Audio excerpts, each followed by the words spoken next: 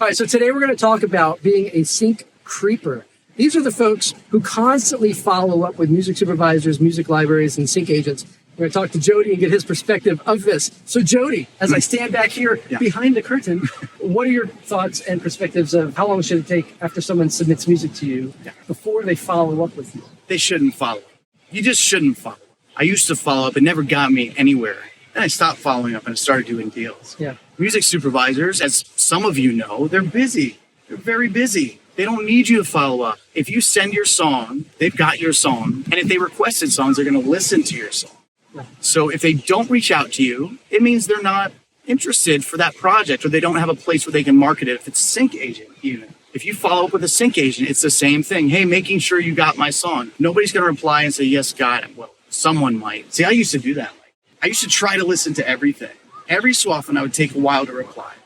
And then I get some hate message. Isn't that funny? Yeah, it would happen pretty regularly. So then I stopped replying. I didn't have that problem anymore, and I was able to focus on what I needed to do, which was my job. As someone who pitches music, I'd rather spend my time pitching than responding to musicians who want to know if I got their song in my inbox. My time as a sync agent should be spent pitching. My time as a supervisor when I'm on a project should be spent doing my job as a supervisor, wrangling the budget, doing the clearance, replacing songs if they need replacing. There's no time to respond to musicians or labels or publishers. And the majors, they don't follow up.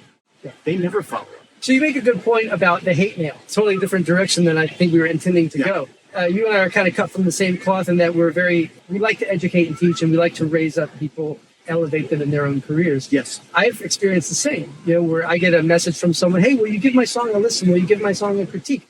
And I've done that in the past. And for the exact same reason, I stopped. Some people are extremely open to a critique. And I think it's important to critique things in a certain way. You always start with the positives. You let them know what they're doing right. And then you focus on what they can improve upon and why it's not up to snuff, right?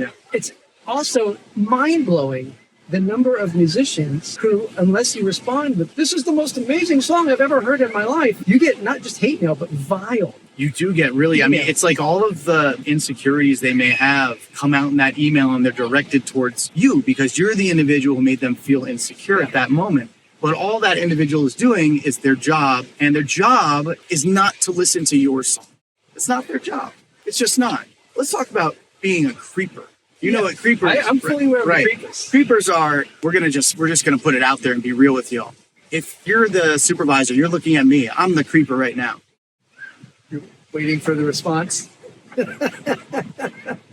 Standing there with my CD, like creeping up on you. Don't do that. Like, keep it natural. It's gotta be natural how you approach people. And in all fairness, I used to be that guy. I did. Well, we had to learn how to actually approach people and how to actually connect and network. Because networking is a skill. It's got to be natural. It's such an important topic when it comes to musicians who want to get their songs heard and they're desperate to get some response for their music, but then also understanding that there is a proper way to go about it. And also the recipient of your music, as you said, their job is not to listen to music. Their job is to license the songs in the catalog and monetize the music that they either have in their catalog, or what they're doing if they're working for a production or a director or producer or whatnot. Their job is to fill their role of clearing the rights. Sometimes part of the job might be listening to music, but it doesn't mean they have to listen to your song. You might send a song and say, I'm a rock pop singer-songwriter, and they know right away, well, this isn't right for the project, so I'm not going to listen to it. There might be a disconnect with the audience in a lot of musicians that are starting out and sing, is that they think that, well, they need to listen to music, so why haven't they got back to me? They clearly need my song, but they don't necessarily need your song. And now, in all fairness, there's some supervisors and there's some people who just hit delete and they don't listen. But I know plenty who let it soar up, they flag it, and I'm one of them. I do flag things as they come in if I have a need at that time. If I don't have a need at that time, sometimes I do hit delete. It's just not the right time. Like, I'm not going to take another project this year. So if you email me right now, I'm going to hit delete. I don't need it. Now, this is not being a creeper. Following up in 6 months as though it's a brand new email is different than following up and saying, did you get that first message I sent you? 100%. You also make a great point about the duration aspect of actually approaching with something new even. I think that's a great perspective to look at when it comes to how do you approach folks.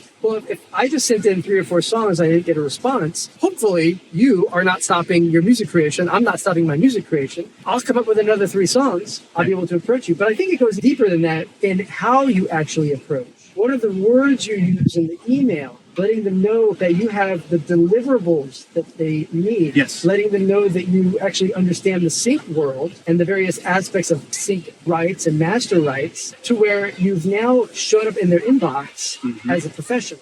What is the difference in between someone who just sends you an email and the other person who just sends you a very crafted email? It's a great question. If someone sends me an email that's crafted and I know they know what they're doing, I'm much more likely to listen to it. And even if I don't have something that I need at that time, I take note of who this individual is. In my mind, I may not remember. Some I remember, some I don't. I'm more likely to remember those that present themselves in a professional way than those who just don't. The best thing that you can do in your own licensing endeavor is learn the proper deliverables that your end users need, whether it's a library, a sync agent, or a music supervisor. Actually do some research on them to learn what they're working on. What they're working on currently. You have a story about that. Yes, recently someone emailed me saying, I have a song great for Won't You Be My Neighbor, which was a film that came out in 2019, I think, maybe 2018. That's fake. I've had people reach out to me for other stuff where it's like, you're just trying to connect with me on some level, but you didn't do the real hard work, the real research to know what I'm currently working on. So knowing how to do that is an incredible tool set to have as well. So doing the research on them, knowing what they're looking for, the proper deliverables, of course, showing up with a well-crafted email or approach that presents yourself as a sync professional, meaning that you actually understand the business of sync and you're not just a songwriter blasting out your songs to a list that you found online somewhere, and then actually following up in a reasonable amount of time. In a positive way with new songs. Oh, absolutely. I bet there's people watching this that are thinking, well, I'm just not going to be a pro. I'm an amateur and I'm a hobbyist. If you're a hobbyist and you don't want to make music for a career, that's a choice you make. But if you want to be a professional, if you want to take it seriously, then everything we're talking about, you're going to figure out how to do even further, whether it's from us or from someone else. Because every musician who does present themselves in the proper way, and there's about 5%, so I'm speaking to the 5% right now, everyone who does commit to that finds success doing it. Right. And there's nothing hard about sync licensing. That's the key thing. I look at sync licensing like backing your car out of the garage. It's something that you learn how to do. You do it a couple times. Once you've perfected, once you've learned it, you don't even think about it anymore. Then it becomes second nature. Licensing your music is not hard. But like driving a car or like doing anything new, there are systems and strategies that you actually have to learn and implement and then practice. You got to practice. Become good at it. Yeah. Right? It's not difficult. You have to commit to it, and you have to actually learn and seek out the actual resources that teach you how to do that. The sync creepers are the one that are riding up on their bicycle next to you saying, hey, listen to my CD. You don't know quite how to drive a car yet, so you're just riding your bike. So you got to learn how to do it. And once you learn it, it's rinse and repeat. It's the same process. Once you learn it, it's simple. Don't be a sync creeper. Don't creep up on people. Don't stalk them. There's a difference between stalking and doing your research. Exactly. I think it's a very fine line. You got to be careful when you're reaching out to people not to cross that line. So when we say don't be a sync creeper, there are people that cross that line. Okay, do your research on someone. So if someone puts stuff out there on the internet, and nowadays it's different than when we were even starting to network. It's out there for you. That means they're willing to have it out there. So I don't view that as stalking. If I happen to put out there any information, it's because I'm taking risks by putting it out there. And if you find that information and reach out to me and we connect on it somehow, some people have found out. I live in the same city. I'm one city over from you, and we go get coffee. And that's cool. Yeah.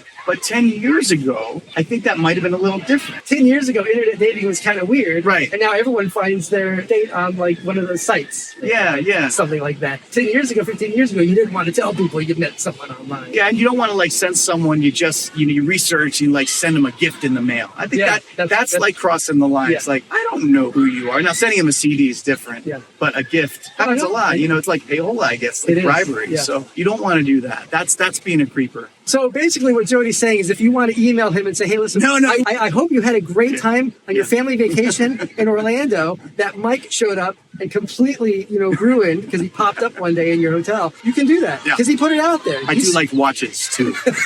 Hope you guys got something from this, and we'll chat with you all soon. If you're interested in getting your songs into your favorite TV shows, films, commercials, trailers, and video games, you're going to want to check out the free guide below.